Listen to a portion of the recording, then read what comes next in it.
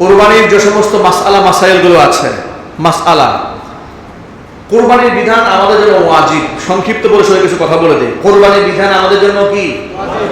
কার জন্য ওয়াজিব? সবার জন্য? বলেন সবার জন্য? যার উপর কোরবানির নিসাব ওয়াজিব তার উপর কোরবানি ওয়াজিব। এখন বলবেন কোরবানির নিসাব কি?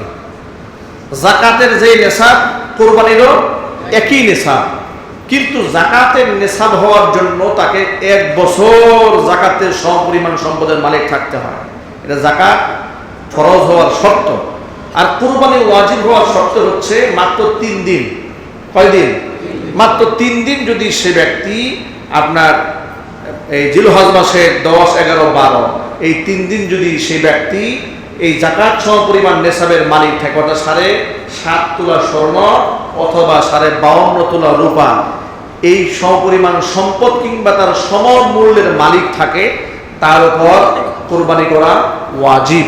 কোরবানি করা কি ওয়াজিব। অনেক ফজিলতপূর্ণ আমল। একদিক থেকে তো নবী করিম সাল্লাল্লাহু আলাইহি সাল্লাম এই ব্যাপারে বলেছেন, সাহাবায়ে কেরাম জিজ্ঞেস করেছেন যে এটা কিসের কোরবানি?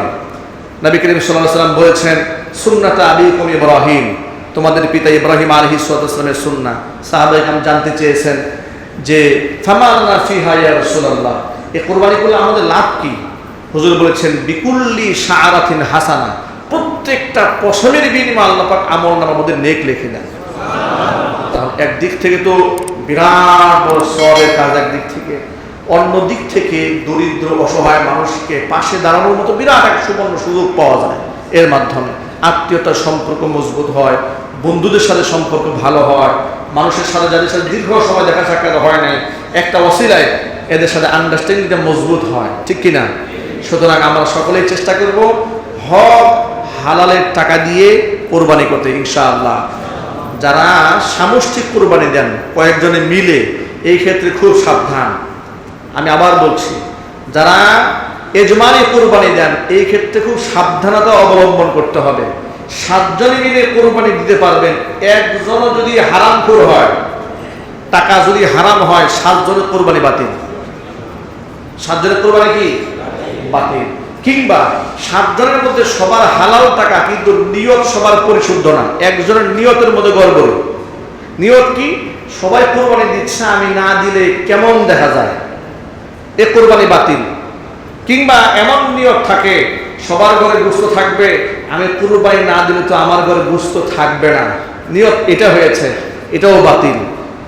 একদম কোরবানি এটা আল্লাহর হুকুম পালন করার জন্য আল্লাহর সন্তুষ্টি কল্পেই করতে হবে ইনশাআল্লাহ। বলেন যদি এভাবে কেউ কোরবানি করে, নবী করিম সাল্লাল্লাহু আলাইহি সাল্লাম মা ফাতেমা রাদিয়াল্লাহু তাআলা আনহাকে বলেছেন যে তোমার কোরবানি জবাইকৃত পশুর রক্ত জমিনে পড়ার আগেই তোমার জিন্দেগির গুনাহ খাতা মাফ। কত চমৎকার কথা! বেনামাজির সাথে কোরবানি দেওয়া যাবে না, কারণ স্পষ্ট ফতোয়া, যে ব্যক্তি চূড়ান্ত বেনামাজি সে মুসলমান না। কি কথা খুব খারাপ লাগেছে নাকি? আমি আবার বলি, রিপিট করি বুঝতে ভুল হলে, যে ব্যক্তি চূড়ান্ত বেনামাজি সে মুসলমান নয়। অমুসলিমের সাথে কোরবানি দেওয়া জায়েজ আছে? আপনার বলবেন তার তো জানাজার নামাজ হয়, এটা আপনি জোর করে পড়েন দেখা হয়, কোরআন হাদিস তার জানাজা করতে বলে না, তাকেও প্রকৃত মুসলমান বলা যায় না। তাকে কোরআন হাদিসের মানদণ্ডে বেনামাজিকে মুসলমান বানাবার কোনো সুযোগ নাই। আবার বলি, নানান ব্যাখ্যা দায়ের করে আপনি বলতে পারেন যে মুসলমানের মতো চলে, সে তো আর বলে নাই আমি আল্লাহকে বিশ্বাস করি না। নানান ব্যাখ্যা দাঁড় করে মুসলমানের কাতারে কিছুটা দাঁড় করানো যায়। কথা বুঝেন নাই? সামনের কাতারে কোথায়? একেবারে লাস্টে কিছুটা কাতারে দাঁড় করানো যায়। আচ্ছা আপনি চিন্তা করেন, এমন একটা 3rd ক্লাস লোকের সাথে আপনি কোরবানি দেবেন? চিল্লায় বলেন দেবেন না।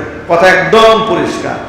আরবের বড় বড় শায়েখরা তো এমন কঠিন ফতোয়া দিয়েছে যে বেনামাজির সাথে আত্মীয়তা করা নাজায়েজ ঘোষণা করেছে, বেনামাজির জবাইকৃত পশুর গোশত খাওয়া হারাম ঘোষণা করেছে।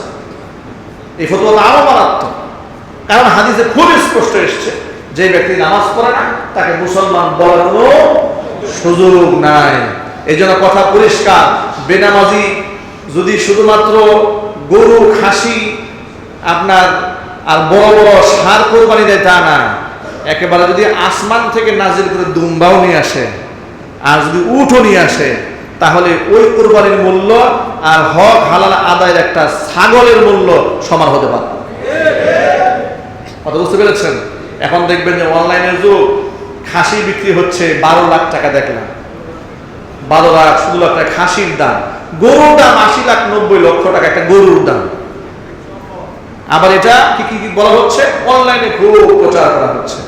আল্লাহ যদি আপনাকে সামর্থ্য দিয়ে থাকেন, আপনি কত টাকা দিয়ে কিনবেন এটা আপনার মনের ব্যাপার। আমি বলবো না তার মনের নিয়ত খারাপ, এটা মনের নিয়ত একমাত্র কে জানেন? আল্লাহ পাক ভালো জানেন। কিন্তু বিগত জীবনের কর্মকাণ্ড দেখে তো আন্দাজ করা যায়। কথা বলেন, আপনার মনে কি আছে এটা আমার জানতে চাই না, এটা আল্লাহর সাথে আপনার ফয়সালা হবে। কিন্তু আপনার বিগত জীবনের আমল দেখে তো কিছু না আমরা আন্দাজ করতে পারি। আপনি মসজিদে নামাজও পড়তে আসেন না, 80 লক্ষ টাকা গরু কুরবানি দেন, কেন যে দেন এটা জাতি বুঝে ফেলেছে।